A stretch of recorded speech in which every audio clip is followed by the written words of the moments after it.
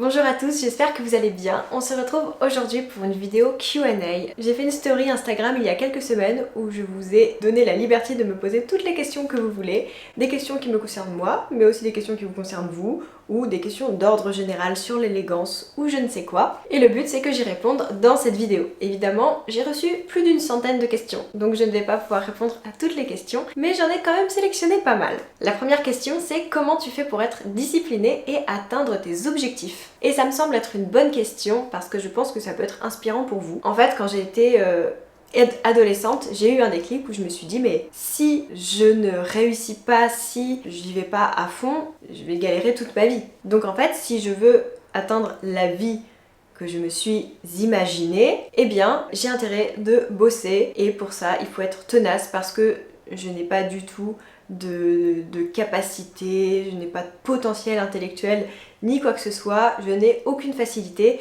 et j'ai toujours dû travailler plus dur que les autres pour atteindre mes objectifs. Et forcément, à force d'être comme ça, mais que ce soit pour rentrer, ne serait-ce que rentrer en seconde générale, pour moi c'était dur, vous voyez, j'ai dû travailler très dur alors que bon, pour la plupart des adolescents ça se fait avec une grande facilité. Et bien moi ce n'était pas mon cas, j'ai toujours travaillé très dur pour y arriver, j'ai quand même eu 2 Master 2, je me suis toujours donné la peine de réussir et ça a marché, mais ça a été très dur. Et en fait dans ma tête je sais que je n'ai pas le choix, si je veux atteindre mes objectifs, je dois être disciplinée. Donc être organisé. Mais ça en fait c'est un truc que l'on a en soi, on a faim en fait. Donc je pense que si vous voulez vraiment quelque chose, vous allez forcément instaurer cette discipline. Si vous n'arrivez pas à être discipliné, c'est peut-être que cette chose là c'est finalement pas ce que vous voulez vraiment. Vous voyez ce que je veux dire ?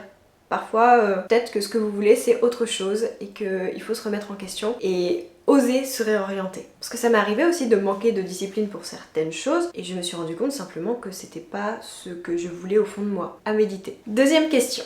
Bonjour Solène, quels sont les accessoires que tu conseilles d'avoir, basiques et plus poussés? Premièrement, c'est important de choisir des bonnes lunettes de soleil. Je vois trop de personnes avec des lunettes de soleil acheter chez Decathlon. Le problème c'est pas d'acheter ces lunettes de soleil chez Decathlon, non. Le problème c'est que ce sont des lunettes sport avec des couleurs. Enfin, c'est trop sport en fait, ce n'est pas élégant, c'est ça le problème. Parce que vous pouvez vous acheter des lunettes de soleil à 5€ qui peuvent être élégantes. Voilà, c'est pas une question de prix, qu'on se mette d'accord. Mais juste essayez de vous trouver des belles lunettes de soleil élégantes, type Céline. Je vous dis pas d'acheter des Céline parce que je sais que c'est cher, mais essayez de trouver des lunettes de soleil qui y ressemblent. Je trouve que les Céline c'est toujours une valeur sûre. Vous en trouvez chez Jimmy Fairly qui ressemble un petit peu et aussi des marques moins chères, je pense que vous en trouvez chez Bijoux Brigitte, toutes ces marques là. Ensuite avoir de belles ceintures, une petite ceinture fine pour mettre sur vos robes etc. comme il m'arrive de faire, aussi une ceinture un petit peu plus grosse pour aller avec vos pantalons, ça peut vraiment finir un look de choisir une belle ceinture. Après dans les accessoires évidemment de jolis bijoux, bon là il faudrait faire une vidéo complète sur les bijoux mais c'est assez dur parce que les bijoux c'est aussi très personnel. Je sais que j'achète mes classiques, c'est-à-dire mes bagues etc. chez des grands bijoutiers comme Cartier. Après pour les bijoux plus de tous les jours, type anneaux etc. je les prends chez Zag Bijoux, c'est beaucoup moins cher que Cartier mais bon, c'est pas non plus la même qualité. Pour tout ce qui est bijoux fantasy je les prends chez Gass Bijoux. Je varie un petit peu, j'ai plusieurs types de bijoux, je n'ai pas que des très beaux bijoux, j'ai aussi des bijoux un petit peu plus fantasy mais quand même bien faits. Et après évidemment le sac à main, c'est important de choisir un sac à main élégant. Je sais que je prends la plupart de mes sacs chez Pollen, mais vous avez aussi Demelier qui font de très beaux sacs. J'adore leurs sacs, ils ont un truc à part, j'aime beaucoup. Il y a certains Longchamp que j'aime beaucoup, et voilà pour les sacs. Mais de manière générale, faites attention à bien choisir vos accessoires. C'est même parfois plus important que les vêtements, je trouve. Alors, sans citer de nom, quelle serait pour toi l'inélégance parfaite? Alors, inélégance parfaite, quelqu'un qui mange un chewing-gum, qui, vous savez, mord ses couverts pour prendre ce qui reste sur le couteau, comme ça. Enfin pour le couteau, hein, pas la fourchette, c'est normal, ça va dans la bouche, mais mettre le couteau dans la bouche. Oh, qui dit wesh, frère, je te jure, et qui pose des questions intrusives, des personnes qui sont complètement spontanées, sans filtre, qui disent tout ce qu'elles pensent. Voilà. Pour moi, c'est ça l'inélégance parfaite. Bonjour Solène, pourrais-tu expliquer comment saucer un plat élégamment? Élégamment, on ne sauce pas du tout. Et à la rigueur, quand on est chez soi ou dans sa famille proche ou avec des amis, on peut se permettre de saucer, mais en piquant le pain sur notre fourchette et dans le plat. Et voilà. Mais le mieux, c'est de ne pas le faire du tout. Après voilà, parfois la sauce est trop bonne. Oh je comprends, moi aussi j'aime bien la sauce. Hein. Avec les mains, pas du tout. Avec la fourchette, c'est mieux. Et rien, c'est le must absolu. Alors là j'ai une question, et d'ailleurs j'ai beaucoup de questions comme ça qui sont extrêmement fatigantes. C'est des personnes qui vous demandent sans cesse de vous justifier. Vous n'imaginez pas à quel point c'est fatigant. Tu ne fais pas stériliser ta chienne et pourquoi ne pas adopter un chien en SPA asso? Je trouve que les gens qui vous demandent de vous justifier pourquoi t'as pas fait ci et pourquoi t'as pas fait ça, c'est des gens qui se mettent plus haut que vous et vous demandent une justification en fait, vous demandent de vous expliquer. Honnêtement, avant j'étais vraiment celle qui disait oui à tout, enfin qui répondait, qui sentait le besoin de se justifier. Et quand j'ai fait une dépression, je m'étais fait suivre pendant plus d'1 an par un psychiatre. Génial, j'ai adoré l'expérience. D'ailleurs, faut vraiment décomplexer sur le fait d'aller voir un psy. Et il m'avait dit, mais Solène, pourquoi tu te justifies? T'as pas à te justifier. Tu vois, c'est quoi ces questions? En fait, la personne se met au rang supérieur en te demandant de te justifier. Peut-être que la personne qui l'a posé ne se rend pas compte de ça, mais en tout cas, je vous le dis, si vous avez tendance à demander aux gens de se justifier, etc., ou même si vous, on vous demande sans cesse de vous justifier, ne l'acceptez pas, c'est pas normal. Vous n'avez pas à vous justifier de vos choix de vie, vos choix personnels. Si j'ai envie d'acheter un chien en élevage au lieu d'en prendre un à l'SPA, c'est mon problème. Et en plus, tu ne fais pas stériliser ta chienne, elle avait qu'à regarder ma story où je disais justement qu'elle allait se faire stériliser très vite. Voilà, mais bon, c'est assez pénible, ça pareil, la dernière fois il y a un mec qui m'a envoyé un message, genre vraiment il m'a demandé de me justifier c'était sur un sujet pro, bah non en fait, t'es qui toi? Enfin, on se doit rien, tu vois, n'importe quoi. Bon, je lis les questions en même temps, j'ai au moins 30% des questions pour savoir si on veut des enfants. Bon désolé, c'était juste mes petits coups de gueule, pas cool dans cette vidéo, mais juste au bout d'un moment, on souffle. Vraiment. Bonjour Solène, en 3 mots, comment tu définirais l'éducation que tu as reçue? Premièrement, strict. Non, je veux dire politesse. Par exemple, le retard, c'est pas possible. Je vois avec mon frère et ma soeur, on n'est jamais en retard. Voilà, c'est pas possible. Ou alors si on est en retard, c'est que c'est pas de notre faute. C'est qu'il s'est passé quelque chose sur les transports, même en ayant pris suffisamment d'avance pour le prévoir. Deuxième chose, libre. Mes parents n'étaient pas du tout comme ça, agrippés sur nous, à nous dire... fais voir tes devoirs, non tu sors pas, non t'as pas le droit de fumer, etc. Et ça c'est quelque chose que j'ai beaucoup apprécié. Vous voyez par exemple mes parents m'ont jamais dit non ne fume pas, t'as pas intérêt à fumer, c'est pas bien, si je te chope en train de fumer ça va pas aller.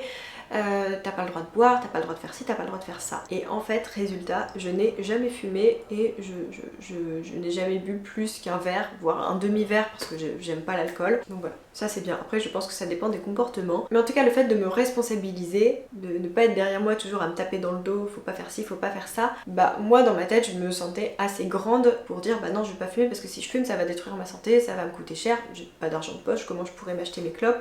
Voilà, c'est pas possible. Donc ça, c'est un aspect que j'ai beaucoup aimé. Mais la seule chose, c'est que mon père se méfiait énormément des hommes, c'est-à-dire qu'il me refusait que je monte dans une voiture d'un ami qui venait d'avoir le permis à 18 ans, de monter sur un scooter, sur une moto, d'aller en boîte de nuit, de faire un footing toute seule, de dormir chez une copine dont il sentait pas trop le papa.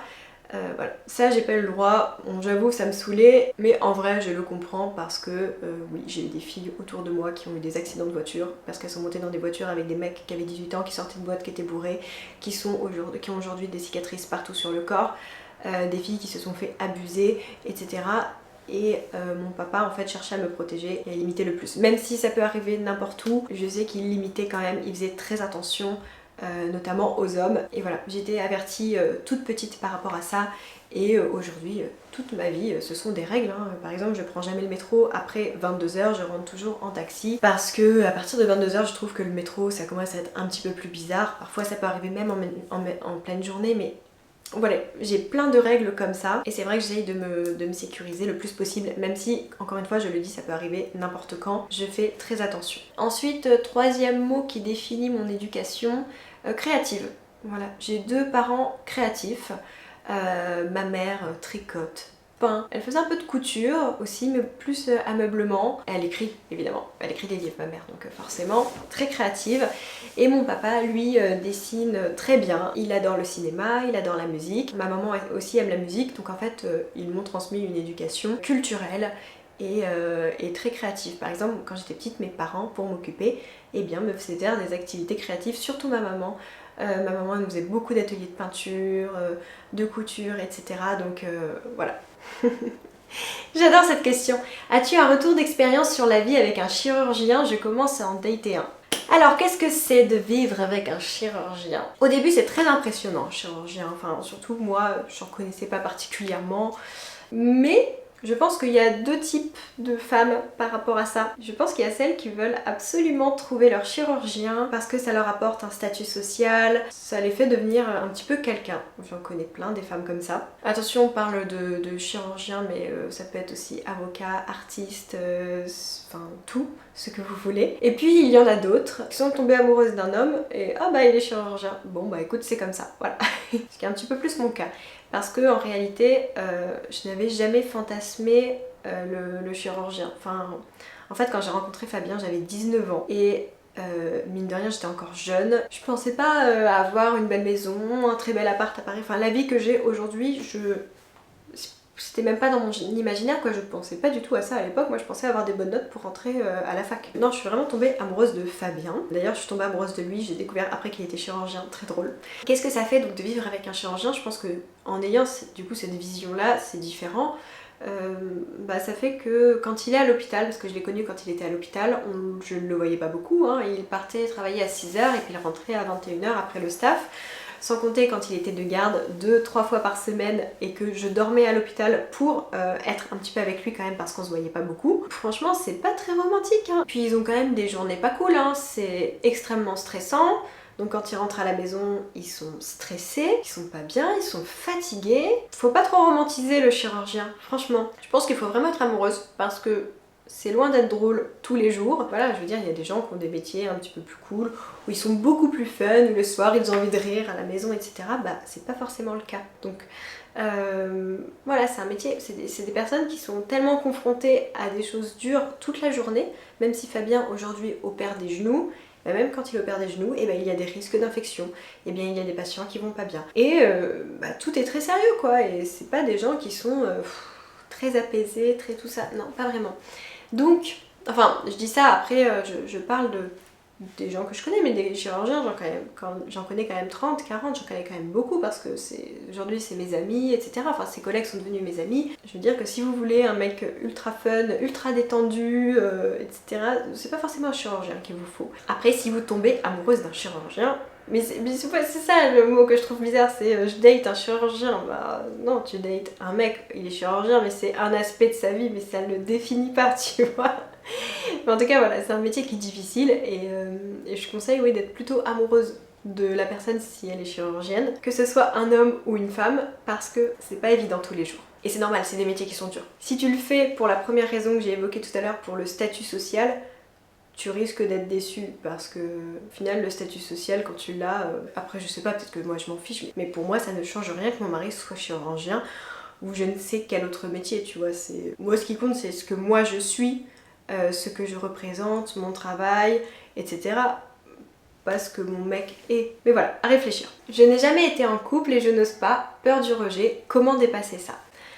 Moi je pense qu'il y a une valeur qui est très importante de nos jours, une valeur qui s'est perdue, c'est l'engagement. Tu vois, tu dis que tu as peur du rejet, mais t'as même pas essayé, donc en fait tu risques de passer à côté d'une belle histoire. Peut-être que tu vas te faire rejeter, mais au moins tu t'es engagé, au moins t'as essayé. On peut pas être des éternels perdants parce qu'on n'a pas osé. Tiens, un petit cœur. C'est pas grave quand une relation marche pas, alors oui, ça fait mal, et moi je suis vraiment une drama queen, à pleurer, à me rendre malade parce que ça marche pas, mais en fait, on finit toujours par rebondir, même quand ça nous fait mal, on rebondit, on apprend, et après, on sait ce qu'on ne veut pas, ça devient encore plus beau après. Tu vois, faut y aller. Tu peux pas avoir peur et ne rien faire. Enfin, si tu veux, hein, mais en fait, c'est une bombe à retardement, et je pense que ça te fait plus mal d'avoir peur et ne rien faire que de faire et prendre le risque d'avoir mal. Tu vois ce que je veux dire?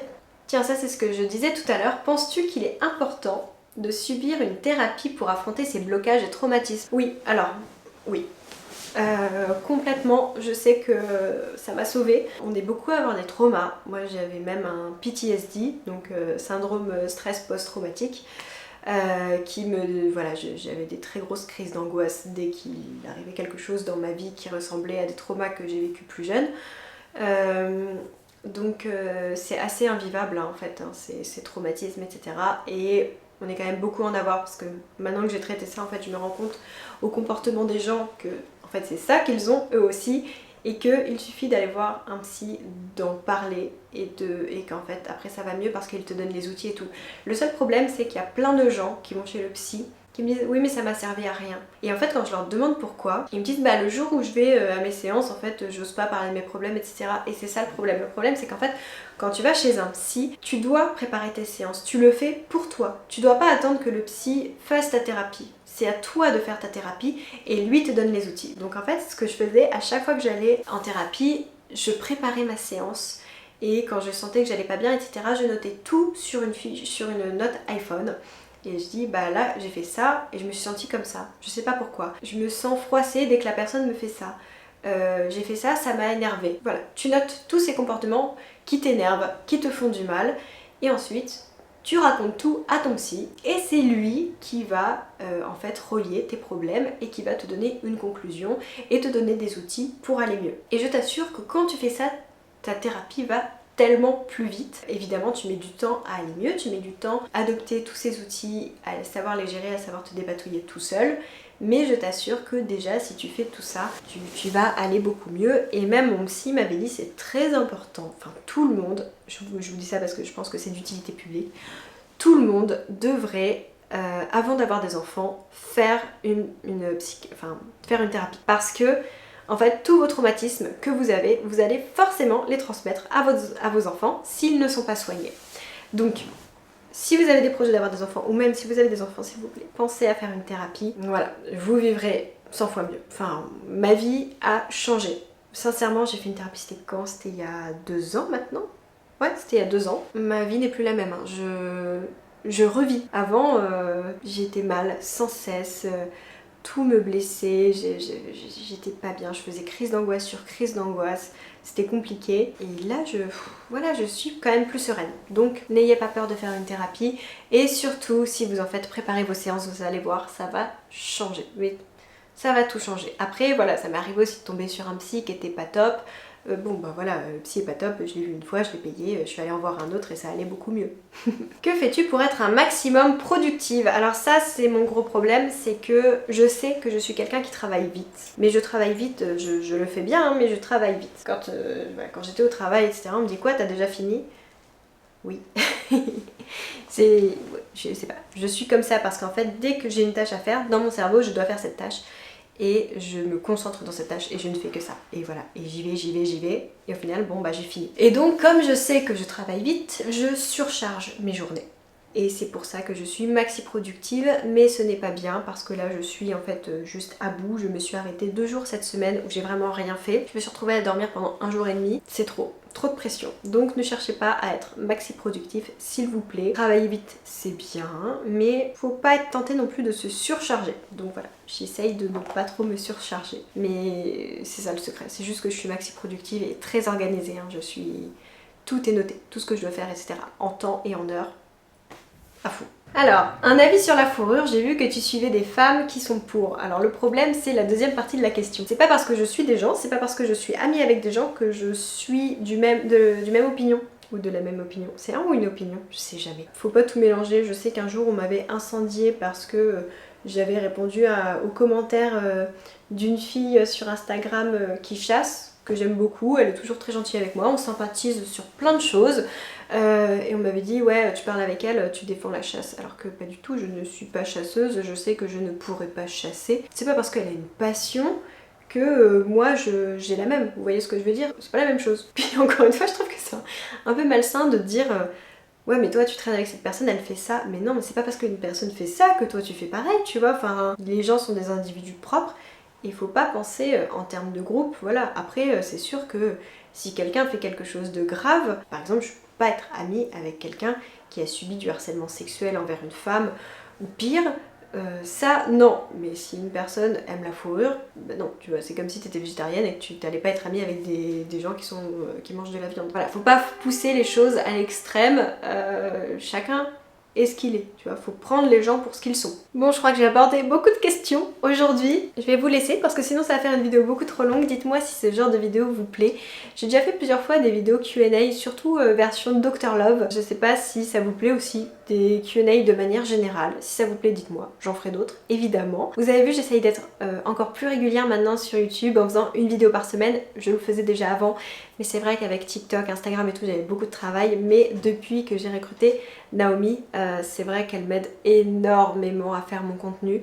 Donc voilà, ça me permet de faire plus de vidéos. Je crois qu'il y a même une semaine au mois de novembre où il y aura 2 vidéos, avec une vidéo d'élégance en plus, parce que voilà, c'est vrai que ma chaîne c'est quand même élégance à la française. Et j'étais tellement dans le jus que je ne prenais plus le temps de faire des vidéos d'élégance. En fait, ce sont des vidéos qui prennent beaucoup de temps, de préparation, etc. Ne vous en faites pas, ça va revenir.